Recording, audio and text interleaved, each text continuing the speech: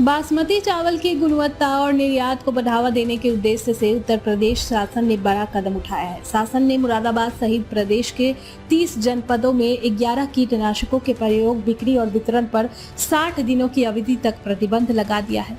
प्रतिबंधित कीटनाशकों में बासमती चावल में tricyclazole, buprofezin, acephate, chlorpyrifos, tebuconazole, propiconazole, thiamethoxam, profenofos, imidacloprid, carbendazim, carbofuran कीटनाशकों के सभी प्रकार के फॉर्मुलेशन शामिल है। साथ ही ये भी आदेश जारी किए गए हैं कि निर्धारित अवधि में अगर किसी विक्रेता द्वारा प्रतिबंधित किए गए कीटनाशकों की बिक्री बासमती धान के लिए की जाती है तो उसके विरुद्ध कीटनाशी अधिनियम 1968 के अंतर्गत कठोर वैधानिक कार्यवाही की जाएगी। बासमती चावल जो है पश्चिमी उत्तर प्रदेश में उगाया जाता है और इसमें 11 कीटनाशकों को प्रतिबंध लगाया गया है।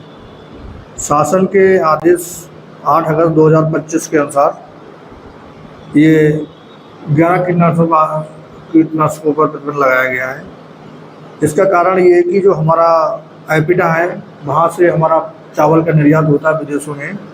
मुख्य यूरोपीय संघ है, संयुक्त राज्य अमेरिका है, खाड़ी देश हैं जैसे सऊदी अरब, कुवैत, संयुक्त अरब अमीरात, कतर, बहरीन, ओमान, इन देशों को हमारा चावल निर्यात होता है।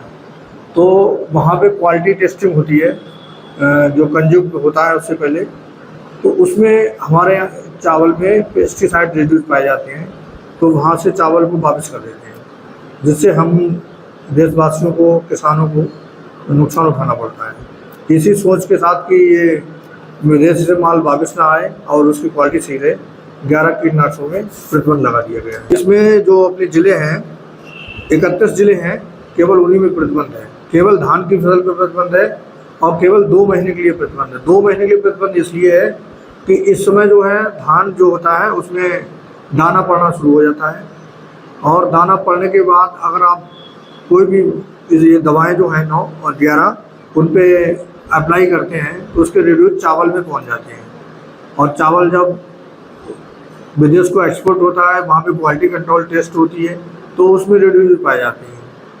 इसी आशा से इसमें प्रतिबंध लगा दिया गया है।